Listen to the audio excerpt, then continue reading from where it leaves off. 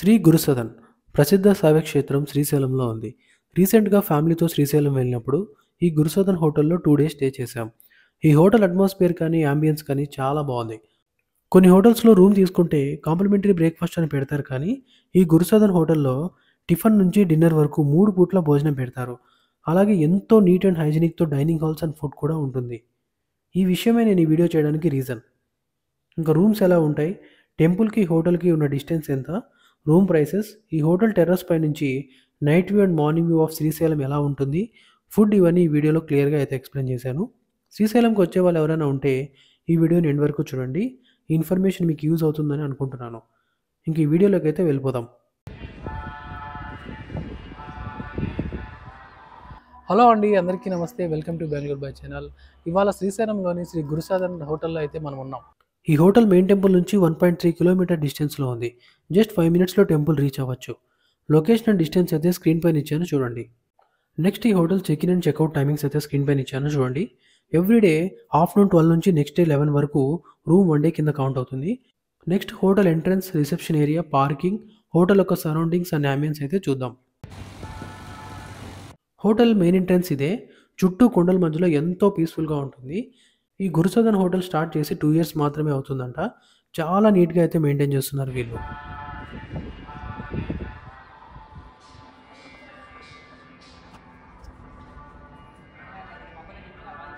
Next parking area అయితే చూపిస్తాను చూడండి.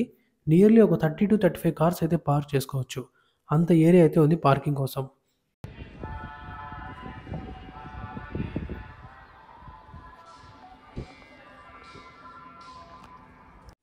Next outside view of హోటల్‌ని చూద్దాం. ఇక్కడ ఒక చిన్న గార్డెన్ ఏరియా కూడా ఉంది. చెక్‌ఔట్ టైమ్‌లో ఈ హోటల్‌కి వచ్చినందుకు ఒక మెమొరీగా ఫోటో కూడా తీసుకోవచ్చు ఈ ప్లేస్‌లో ఫ్యామిలీతో. అలాగే ఈ లెఫ్ట్ సైడ్‌లో చిన్న గార్డెన్ ఏరియా ఉంది. వీళ్ళు చెట్లనైతే చాలా బాగా పెంచుతున్నారు. ఎక్కడ ఫ్రీ స్పేస్ ఉంటే అక్కడ చెట్లతో నింపేశారు. ప్రతి ఒక్క స్టెప్‌కి ఒక చెట్టు ఉంటుంది. వెరైటీ ఆఫ్ చెట్లతో ఎంట్రన్స్ వ్యూని బాగా డిజైన్ చేశారు.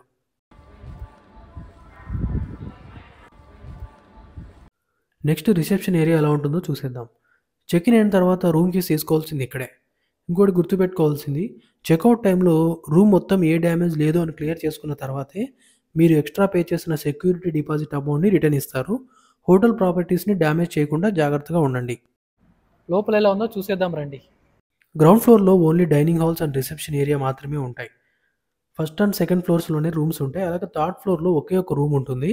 అది కూడా నేను చూపిస్తాను. ప్రతి ఫ్లోర్‌కి వెళ్ళడానికి లిఫ్ట్ కూడా అవైలబుల్ ఉంది.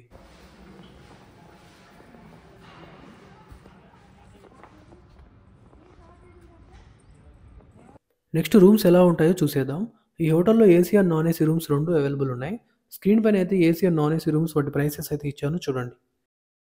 అలాగే స్క్రీన్ పైన మేము బుక్ చేసుకున్న 4 bed AC room and price కూడా ఇచ్చాను చూడండి.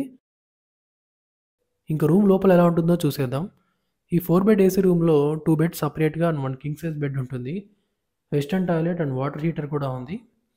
లగేజ్ పెట్టుకోవడానికి కబోర్డ్ కూడా ఉంది. అంతే ఇంకా రూమ్ అంతా ఒకసారి చూసేయండి మీకే అర్థమవుతుంది. చాలా నీట్‌గా అయితే మెయింటైన్ చేస్తున్నారు వీళ్ళు.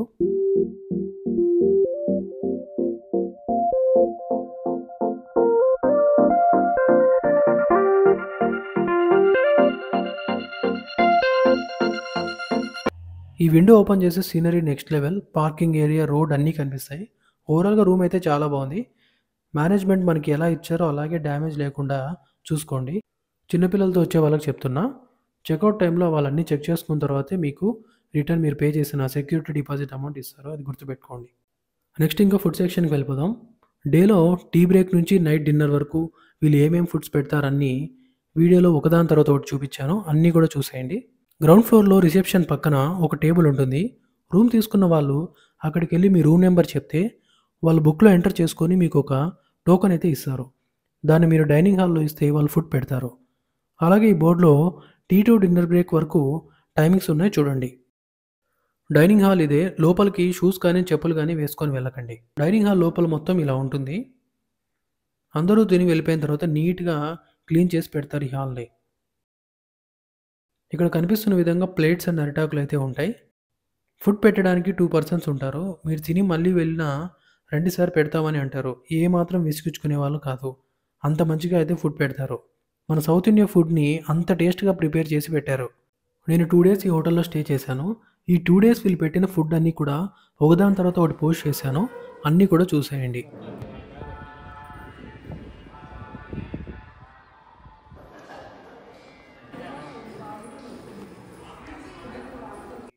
ఫుడ్ తిన్న తర్వాత ఇలా డస్ట్‌బిన్‌లో ఆకులు పడేసి, ఇక్కడ వాష్ బేసిన్ ఉంటుంది. ఇక్కడ సోప్స్ కూడా ఉంటాయి. ప్లేట్‌ని శుభ్రంగా క్లీన్ చేసి మనం ఎక్కడ తిన్నామో తీసుకెళ్ళి అక్కడే పెట్టేయాలి. నెక్స్ట్ ఈ హోటల్ టెర్రస్ పైనుంచి శ్రీశైలం నైట్ వ్యూలో ఎలా ఉంటుందో చూసేద్దాం.